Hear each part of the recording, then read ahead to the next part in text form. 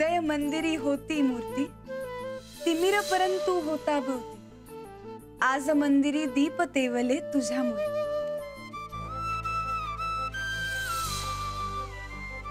स्पर्श लाजरा होता पहिला, काळ थांबुनी उभा राहिला. कणाकणातून वसंत फुलला, कुणी कुणाला कसे जिंकले.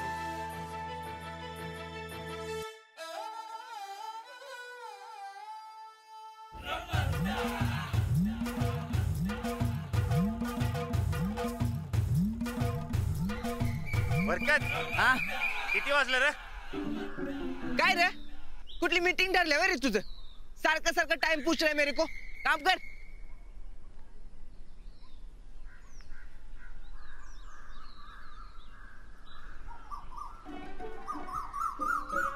मी काय म्हणतो, जेवणाचा टाइम झाला का रे? राणा, तुला एवढीच भूक लागली असेल तर थांब, मी जाऊन जेवणच घेऊन येतो. अरे काय, मी घरी सांगितलंय ना की घरी जेवायला येतोय म्हणून. आणि तू कुठं निघालायस? मग सारखं सारखं टाइम कशाला विचारायलास मला? तर मला सांग, अरे टाइम नाही विचारला तर कळणार कसं समधी काम टाइम होत होतात का नाही? याडा ए, तू लय शहाणा आहेस. गप काम कर. काम झाल्याशिवाय अजिबात इथं जायचं नाही सांगतो. काम कर.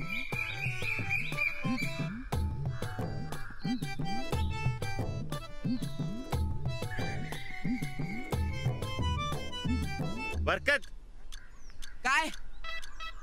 मी घरी जाऊन येऊ काय? कशाला? किती वेळा सांगायचं तुला? मी घरी सांगितलं ना की घरी जेवायला येतो म्हणून. अरे थांबले असतील ते. रानात जेवायचा टाइम झालेला नाही अजून, तरी मी जातो. अरे कसं आहे ते, हा पोरं आले असतील रे घरी. अरे उगाच अंजली बाईना ताप व्हायचा. होय, वर्षभर बाई पोरांना शाळेत शिकवते, तेव्हा तुला ताप दिसला नाही आणि आता एका दिवसात ताप दिसला. होय रे, काम कर.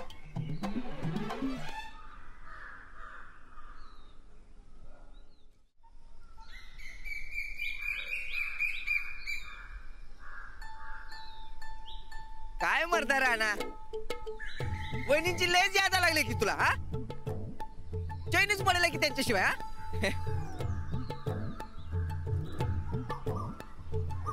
तुला कसं कळलं? अरे पहिली बार तू विचारत नाहीस मला टाइम. तुमच्या लवचा जेव्हा स्टार्टर पहिल्यांदा सुरू झाला तेव्हा बी असंच मला टाइम विचारायचा. तेव्हा शाळा होती, आता घर आहे. एवढंच काय तू फरक? तुझ्यापासून लपवण्यात काय अर्थच नाही. आता लाजतच बसणार आहेस का जाणार आहेस तिकडं? हा, जा. जाऊ म्हणतोय. जा, बिंदास जा. तुझं समजा लक्ष वहिनीकडेच आहे. इकडे कामात ध्यान आहे काय तुझं? जा. होय, पण ते पाणी तेवढं सोड इकडं. हा, सोडतो, जा. आलं.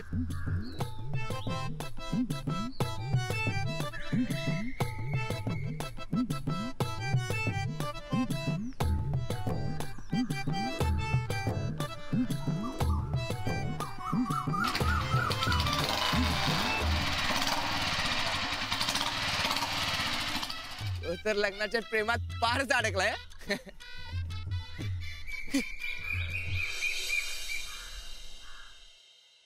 घाल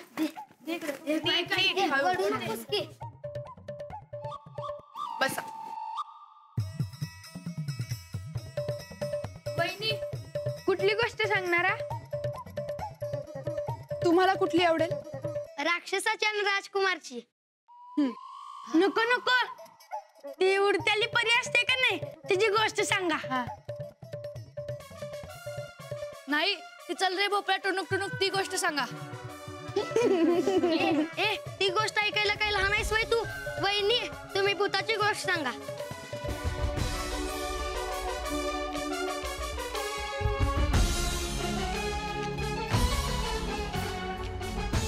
जाऊबाई, हा, आवाज जरा कमी करा. हा, चंदी जरा आवाज कमी कर. अगं बाई, आवाज कमी करायला सांगायले त्या.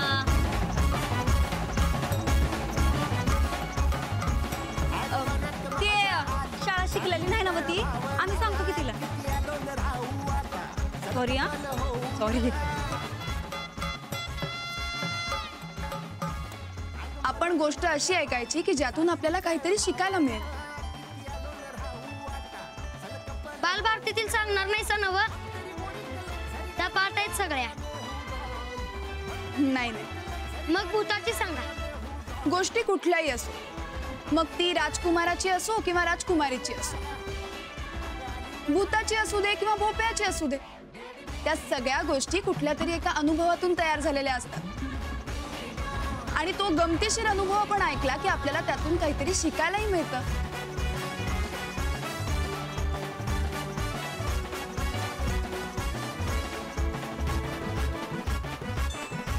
सुनबाई,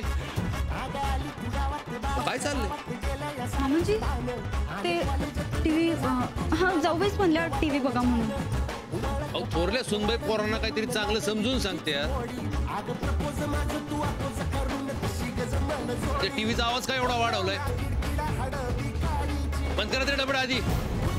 चंद बंद कर डबडा. तेच सांगत होतो आम्ही तिला बी. आणि तो रिमोट आणून द्या थोरल्या सुनबाईंकडे. रिमोट कुठे आहे?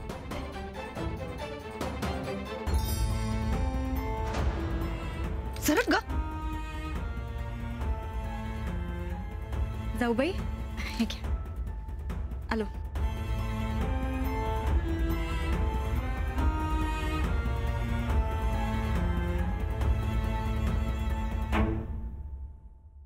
तर आता विक्रमादित्य नावाचा एक राजा होता आणि त्या राजाच्या राज्यात ना एक वेता राहत होता. म्हणजे भूत असं समज हवं तर.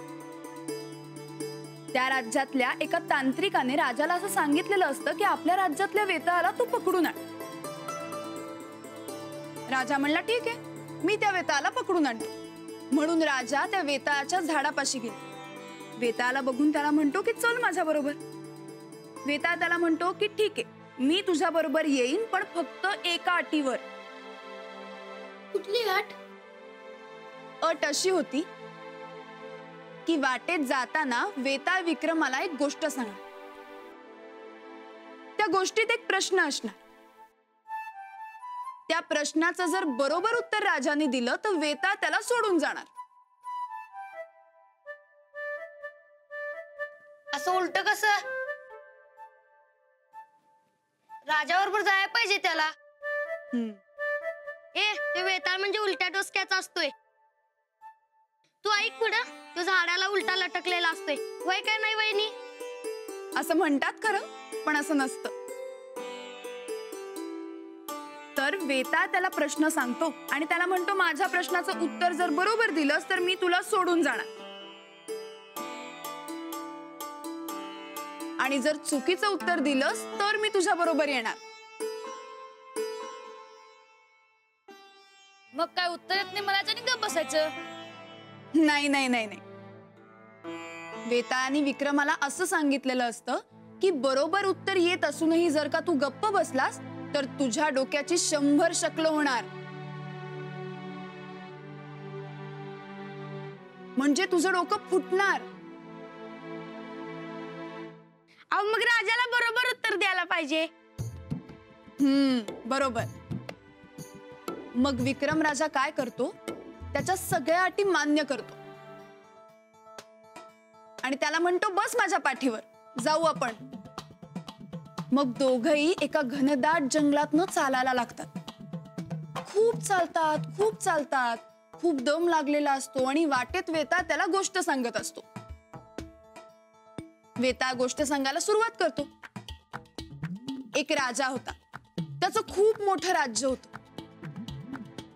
त्या राज्यात त्याच्याकडे भरपूर संपत्ती, भरपूर सैन्य होतं. पण एके दिवशी काय झालं, राजा बेसावध असताना शत्रूंनी त्याच्यावर आक्रमण केलं. मग काय, राजा हारला आणि हारल्यामुळे त्याला त्याचं राज्य सोडून दुसऱ्या राज्यात आश्रयाला जायला लागलं. राजा तिथे सुखाने आनंदात राहायला लागला होता. पण एके दिवशी काय झालं माहितीये, तिथल्या एका राजकुमारीच्या तो प्रेमात पडला. मग राजकुमारी आणि राजा सारखे भेटायला लागले. आणि एके दिवशी त्या दोघांचं लग्न झालं. लग्न झाल्यावर दोघांचा संसार सुखाने चालला होता. एके दिवशी राजा असाच आपल्या राज्यातनं फेरफटका मारत असताना त्याला एक रडणारी म्हातारी दिसली. त्याला प्रश्न पडला, का रडतीये बरं ही म्हातारी? आपण जाऊन विचारलं पाहिजे असं त्याला वाटलं. म्हणून तो म्हातारीपाशी गेला आणि तिला म्हटला, काय झालं आजीबाई, तुम्ही का रडताय अशा?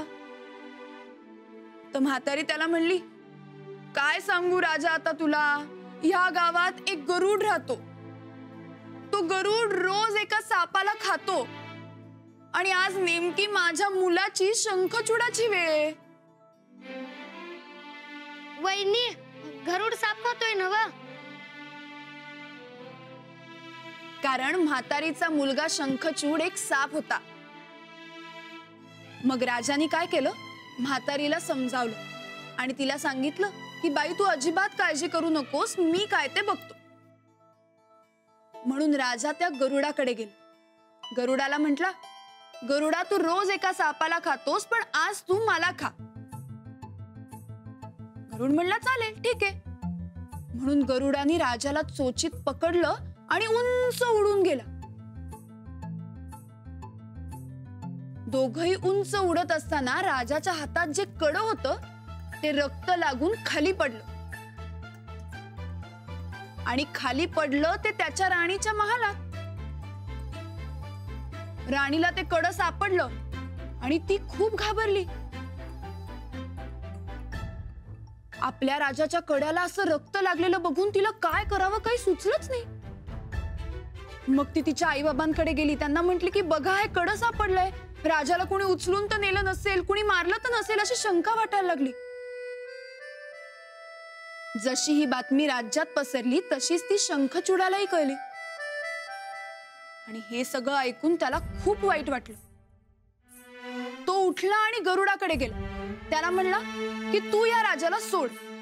आज खरं तर माझी वेळ होती, पण मला वाचवण्याकरता राजाने हे स्वतःवर घेतलंय, तर तू मला खा. गरुडाला काही कळलंच नाही. तो राजाला म्हणला, का रे बाबा, असं का केलंस तू? त्यावर राजा त्याला असं म्हणला, जी चांगली माणसं असतात ती नेहमी दुसऱ्याची मदत करतात. हे उत्तर ऐकून गरुड प्रचंड खुश झाला. त्यांनी राजाला सोडून दिलं आणि वर त्याचं गेलेलं राज्यही त्याला परत मिळवून दिलं. शंखचूडालाही त्याने सोडून दिलं.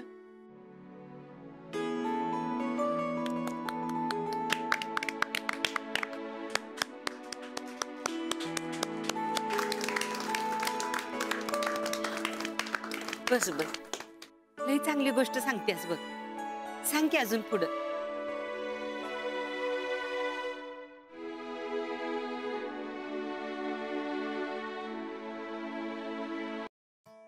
तर अशी वेताळाची गोष्ट सांगून पूर्ण होते. मग तो राजाला प्रश्न विचारतो.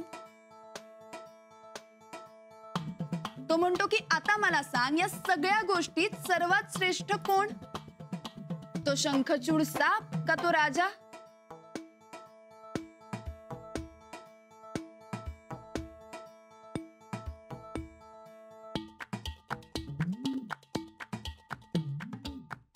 राजा. कसं? सगळ्यात भारी राजा. आणि त्यानं त्या शंखचूड सापाला पण वाचवलं आणि म्हणून तर त्याला त्याचं राज्य बी मिळालं. चूक आहे. मग कोण? शंखचूड साप.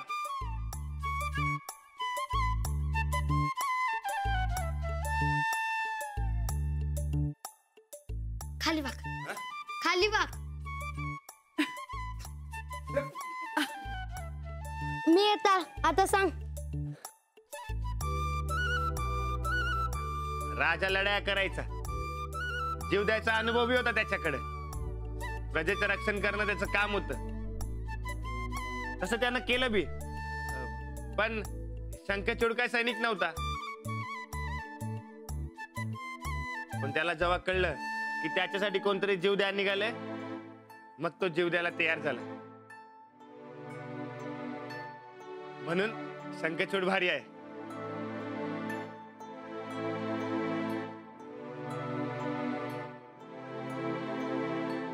अगदी बरोबर.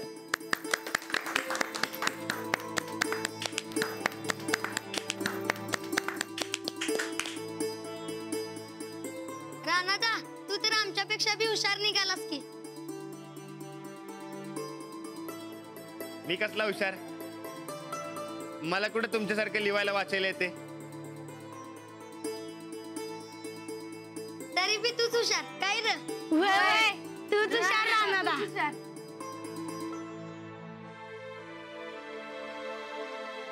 बरं चला, आता गोष्ट सांगून झाली, आपण जेवूयात. चला चल.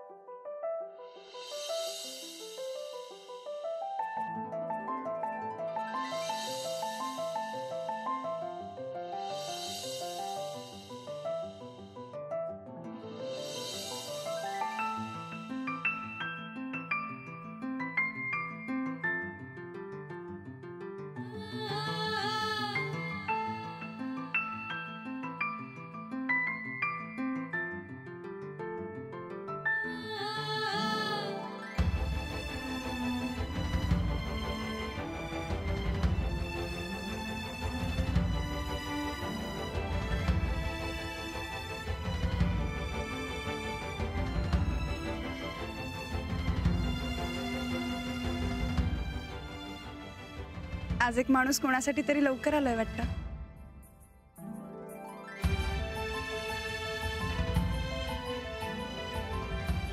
नाही, ते मी जेवायला आलतो. म्हणलं गोदक्काला कशाला उगा ताप. काही नाही, बरकतजींनी शेतावर दिलं असतं ना जेवण. माझ्यासाठी म्हणून लवकर आलात ना? माझ्यासाठी म्हणून लवकर आलात ना? नाही म्हणजे ते विचार करून बोला. हा, मला तुमची लई सवय झाली हो. तुमच्या बिगर मला काय करमतच नाही.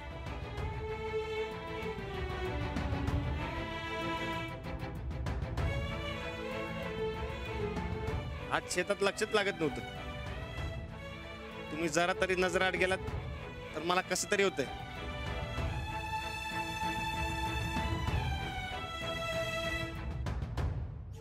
माझंही असंच झालंय. कधी एकदा तुम्ही येताय असं झालं होतं. लग्नाचं प्रेम हळूहळू कळायला लागले मला.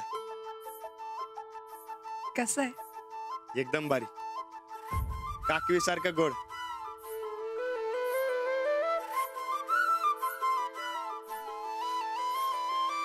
असं प्रेम आयुष्यभर चालेल मला.